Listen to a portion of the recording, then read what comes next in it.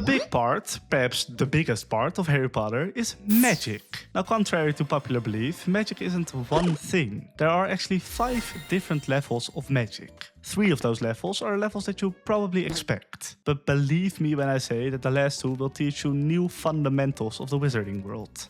Level 1, Foundational Magic. This first stage of magic is a quiet one, where the focus remains on the weight of a wand and the exact placement of a finger. Students spend their early months immersed in the foundational arts of charms and simple defense, prioritizing the grace of their movements over the desire for raw power. It is a time for patience and the steady development of muscle memory, specifically the famous swish and flick, a motion that defines the first year of magical education. The lessons are designed to be safe, involving spells that carry almost no risk, while they do build the necessary concentration and intent for more difficult work. Proper pronunciation is treated with a nearly sacred reverence by teachers like Phileas Flitwick, who often reminds his classes of the unfortunate wizard Borufio. Borufio famously mispronounced a simple incantation by using an S where he should have said an F, resulting in the confusing sight of a full-grown buffalo sitting on his chest while he lay on the floor. The levitation charm remains the most recognized example of this early focus on precision. It was famously utilized by Ronald Weasley when he and his friends were cornered by a mountain troll in a downstairs bathroom.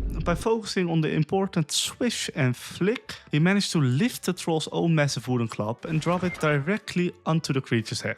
Utility is another important pillar of these foundational years, which is best seen through Lumos, the wand lighting charm. It produces a narrow beam of light at the tip of the wood that acts much like a torch. Navigating a castle full of secrets also requires the unlocking charm, Aloomora. This spell allows a wizard to open doors that have been standardly locked, though it can be defeated if a door is specifically bewitched to resist it. The second year marks a noticeable increase in the complexity of the curriculum. This is the time when formal dueling magic is introduced to the students. The disarming charm is the definitive spell of this period, becoming a signature for Harry throughout his many encounters with dark wizards. Severus Snape demonstrated the spell's effectiveness during the first meeting of the dueling club, when he knocked Gilderoy Lockhart off his feet with a single scarlet flash. During that same club meeting, Harry utilized a tickling charm that left Draco Malfoy incapacitated with laughter on the floor. Dueling also involves more unpredictable magic, like the snake summon spell. Draco Malfoy used this to conjure a long black cobra during a match, forcing Snape to step in and finish the creature.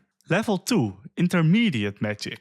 As the years pass within the castle walls, the nature of magic undergoes a profound change. The simple joy of levitating a feather or lighting a wand tip fades into a more demanding reality. By the 3rd, 4th and 5th years, a student no longer interacts with their environment through mere precision. Instead, they must master their own inner world. This period marks a transition into magic that asks for emotional stability and a sharp, tactical mind. The lessons move away from harmless charms, or relatively harmless charms, and towards spells that can decide the outcome of a duel or solve complex problems under extreme pressure. One of the first challenges students face in this intermediate stage is the Boggart Banishing spell. This magic is unique because its success relies entirely on a person's ability to control their own fear. A Boggart is a shapeshifter that takes the form of whatever the viewer fears most, and the only way to defeat it is through laughter. This requires the caster to visualize a humorous image and project it onto the creature. Famously, Neville Longbottom used this spell to dress a Boggart resembling his stern potions teacher in the flamboyant clothes of his grandmother, complete with a tall hat topped with a moth-eaten vulture. As the curriculum expands, students also learn spells that provide comfort and safety during the physical activities. The Cushioning charm is a staple for those who spend their time high above the ground on broomsticks. It creates an invisible soft surface that can make a fall or make a long flight more bearable. The 4th year introduces charms that require a significant increase in mental focus, with the Summoning charm being the most famous example. This magic allows a witch or wizard to call an object to them from a great distance. It sounds perhaps simple, but the caster must have a clear mental image of the item for it to work. Harry Potter spent hours practicing this before the first task of a dangerous tournament. He successfully summoned his firebolt broomstick from the school buildings while facing a nesting dragon in the arena. He used the same trick that year to pull a golden cup toward himself to escape a graveyard.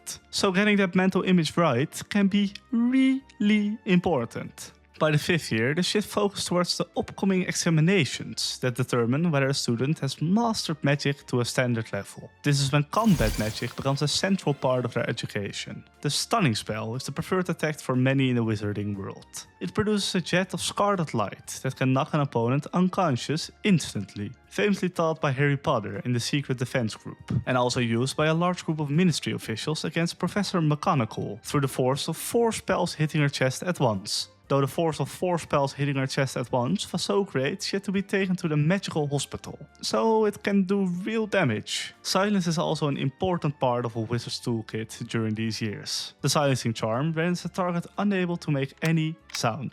Hermione Granger used this magic during a fight with a dark wizard to prevent him from calling for help or casting further spells. Students often practice this in their classrooms by quieting frogs and ravens, ensuring that they have the mental discipline to hold the magic steady. These years form a bridge between childhood curiosity and the heavy responsibilities of adult magic. Level 3. Advanced Magic. Now we are getting to the real magic. The castle's highest tower echo with the silent hum of non-verbal incantations, as students now face the most demanding challenges of their magical education. The stage is not about casting spells, it is about becoming magic itself, where concentration, emotional depth and mental fortitude becomes as crucial as the wand in the hand. The pinnacle of this spellcasting discipline is non-verbal magic.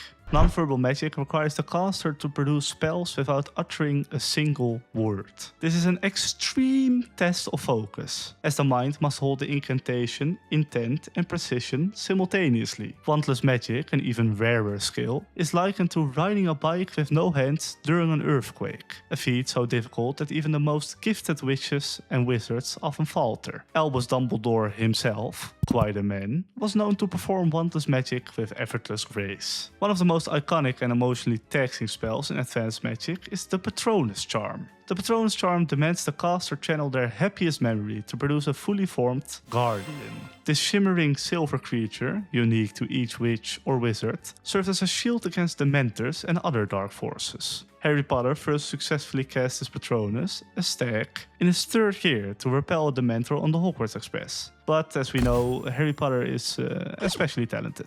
Normally, this is a charm that many witches and wizards never even do in their life. Advanced students delve into the intricate arts of occlumency and legilimency. I hope I'm pronouncing those right. The mental disciplines of shielding and penetrating the mind. Occlumency, the art of closing one's mind to external intrusion, is a skill Severus Snape mastered to such a degree that even Lord Voldemort could not reach his thoughts. Conversely, legilimency is the ability to read another's mind. It requires a delicate balance of focus and being subtle, as seen when Snape used it to extract memories from Harry's mind during their private lessons. These disciplines are not merely academic, these can be real survival skills. The 6th and 7th years introduce students to the restorative arts, a branch of magic dedicated to healing the most grievous wounds. Spells like Vulnera Sanentur are used to knit together deep lacerations, while Bisky can mend broken bones. Poppy Pomfrey, the Hogwarts nurse, is a master of these arts, often seen tending to students with injuries that would leave Muggle healers baffled. In the heat of the battle, these spells can mean the difference between life and death. I think magic was the right choice here. Level 4. Dark Magic. Well, if you choose to do something bad, you might end up using dark magic. This level of magic is defined not by its complexity alone, but by its intent, severity, and the moral weight it carries. The wizarding world enforces strict legal boundaries around these spells, with the most heinous acts punishable by a mandatory life sentence in Azkaban. Here, magic is no longer a tool for utility or defense, it becomes a weapon of pure domination, pure suffering, and pure death. The spectrum of dark magic begins with jinxes. Playful yet often malicious spells designed to cause minor inconvenience or embarrassment. A well-placed jinx might trip an opponent, or make their quill write in an unreadable scrawl. While annoying, these spells are generally harmless and often used in pranks or light-hearted duels. But next are the hexes, which escalate in severity. These spells are intended to cause real harm, though they stop short of being fatal. The Bad Bunny hex. No, not the Bad Bunny. Not the Bad Bunny hex. The Bad Bogey hex transforms an opponent's bogeys into giant winged bats that attack their face. And another notorious hex, the Hair Loss hex, causes the victim's hair to fall out in clumps. Hexes require more skill to cast and often demand a higher level of intent, making them a step above jinxes in both power and danger. At the top of this hierarchy are curses, spells designed to inflict serious, often irreversible damage. Some curses like Petrificus Totalis are non-lethal but completely incapacitate the victim, leaving them rigid and unable to move. Others, such as the Confringo curse, cause explosions, powerful enough to shatter solid objects or severely injure a person. And the worst of these, the Unforgivable curses. These curses represent the darkest and most reviled magic in the wizarding world. Their use is met with the harshest penalties, including a mandatory life sentence in Azkaban. There are no exceptions, no excuses. Casting any of these curses is an act of pure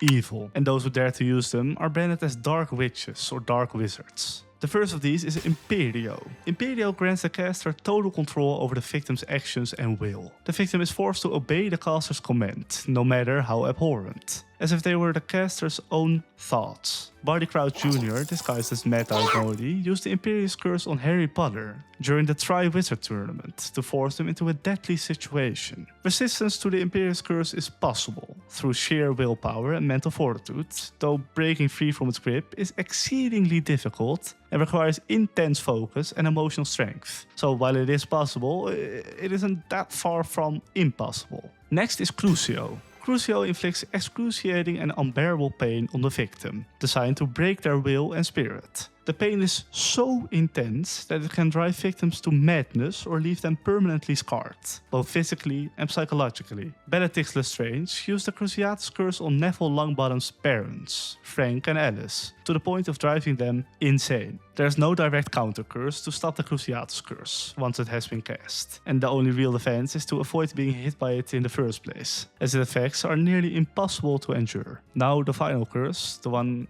everyone has been waiting for, Avada Kedavra. Avada Kedavra, the killing curse, causes instant, painless death to the victim. The curse is unblockable by magical shields and there is no known defense against it. Lord Voldemort used Avada Kedavra countless times, most infamously to murder Harry Potter's parents, James and Lily. The only recorded instance of survival is when Harry Potter was hit, making him the famous celebrity he is in the magical world. Beyond the unforgivable curses lies magic so dark that it defies the natural order of life and death. The creation of a Horcrux is the ultimate act of evil, requiring the caster to commit murder to split their soul. The fragmented piece of the soul is then encased in an object, which becomes a Horcrux. The more Horcruxes a person creates, the more their soul is fractured, leaving them less human and more a shell of their former self. Lord Voldemort created 7 of these Horcruxes, an insane amount. Horcruxes can only be destroyed by the most powerful of means. Basilisk Venom, the Sword of Gryffindor, and the Vindfire Curse are among the few things capable of obliterating a Horcrux. The process of destroying a Horcrux is dangerous and often deadly, as the fragment of soul within will fight to survive. Level 5. Ancient Magic. Ancient magic is the purest and most fundamental form of magic, existing independently of wizarding intent. It is woven into the very fabric of reality, often functioning without the need for a wand or an incantation. This magic is not learned or cast, it simply is. It is a force as natural as the tides or the turning of the seasons. It is the magicalness of the universe itself, a power that operates on the deepest truths of existence: love, sacrifice, blood, and the unbreakable bonds of nature. One of the most profound examples of ancient magic is the sacrificial protection, a force so powerful that it defies even the darkest of curses. This magic is created when a person willingly dies for another out of pure love. The act of sacrifice forges an unbreakable shield around the one spared, a protection so absolute that it can repel even the killing curse. Lily Potter's sacrifice for her son, Harry, created such a shield, leaving a mark on his forehead and binding him to life as long as Voldemort's soul endured. This protection is not a spell to be cast, but a fundamental truth of magic, love in its purest form. It is a force that even death cannot overcome. Another manifestation of ancient magic is the Bond of Blood, a protection so old and powerful that it predates the use of wands. Albus Dumbledore invokes this magic to safeguard Harry Potter during his childhood, by placing Harry in the care of his aunt, Petunia Dursley, Lily Potter's only living blood relative. The ancient magic of the Bond of Blood was activated. This protection ensured that Voldemort, or any of his followers, could not harm Harry while he remained under his aunt's roof. The magic was tied to the very essence of family and blood, a bond that could not be broken by any known curse or dark art. It was only when Harry came of age, at 17, that his protection lifted, as the magic recognized his independence from the blood tie. Some creatures are born with inherent resistance, a natural defense against magic that is as much a part of them as their skills or bones. Dragons, for example, possess skin so thick and imbued with ancient magic that most standard spells bounce off them harmlessly. Giants, too, exhibit a resistance to many forms of magic, their sheer size and primordial nature rendering them nearly impervious to enchantments. This resistance is not the result of any spell or potion, it's an innate quality, a remnant of the raw, untamed magic that once dominated the world before wands and incantations were ever conceived. The most enigmatic aspects of ancient magic are studied by the Unspeakables, a secretive group of witches and wizards working in the Department of Mysteries at the Ministry of Magic. Their research delves into the deepest mysteries of existence: love, time, death, and thought. They are not mere philosophical ponderings, but the very foundations of magic itself. The Love Room in the Department of Mysteries contains a fountain of enchanted water that takes the shape of the viewer's true love, a testament to the power of love as a magical force. The Time Room holds the Time Turners, devices that allow the user to travel backwards through time, though their use is heavily regulated due to the catastrophic consequences of tampering with the past. The Death Room is said to contain the Archway of Death, a veil through which the departed may pass, though none who have entered ever returned. Finally, the Thought Room explores the nature of consciousness and the mind, where thoughts themselves can take a physical form. These studies are not for the faint of heart or the curious dabblers. The Unspeakables are bound by the strictest vows of secrecy, for the knowledge they guard is not merely dangerous, it is fundamental. To meddle with these forces is to risk unraveling the very fabric of reality. And those were the 5 levels of magic in Harry Potter. If you have a video idea similar to this one, please feel free to leave it in the comments, and bye!